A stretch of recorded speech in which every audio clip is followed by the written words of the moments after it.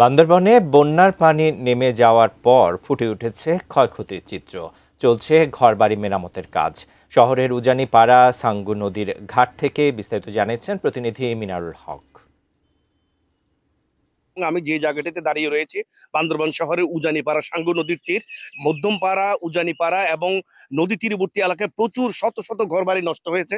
আমার পিছনে দেখা যাচ্ছে এসব ঘরবাড়িগুলো এখন স্থানীয়রা নিজেরাই মেরামত করছেন। সাম্প্রতিক সময়ে যে বন্যা পরবর্তীতে যে দুর্যোগ ব্যবস্থাপনা মন্ত্রী তিনি সফর করেছেন, তিনি যেটি আমাদেরকে জানিয়েছেন, এবং এই যে যাদের ঘরবাড়ি নষ্ট হয়েছে বা যারা বন্যায় ক্ষতিগ্রস্ত হয়েছে তাদেরকে পুনর্বাসনের উদ্যোগ নেওয়া হয়েছে।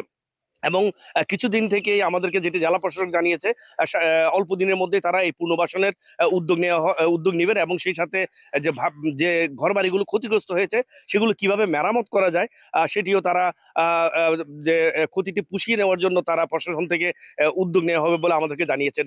একটি বিষয় আমি জানিয়ে রাখি, এবার বন্যায় মূলত পানি নেমে যাওয়ার পর যে ভয়াবহ চিত্র, শত শত কোটি টাকার ক্ষতি হয়েছে বান্দরবানে।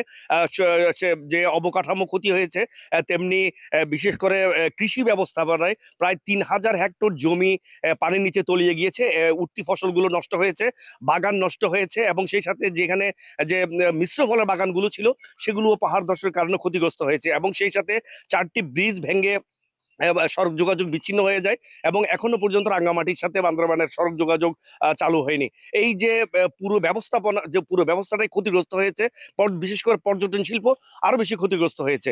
এখনো পর্যন্ত বান্দরবানে এই বর্ষার পরে বা এই বন্যার পরে এখনো কোনো পর্যটক বান্দরবানে আসছে না, যদিও সব পর্যটন কেন্দ্র খুলে দেওয়া হয়েছে এবং এখনো পর্যন্ত কিন্তু বিভিন্ন জায়গায় সেনাবাহিনী, প্রশাসন, বিজিবি থেকে অথবা এবং যে স্বেচ্ছাসেবী সংগঠনগুলো রয়েছে তাদের থেকেও এখনো কিন্তু ত্রাণ তৎপরতা চালানো হচ্ছে।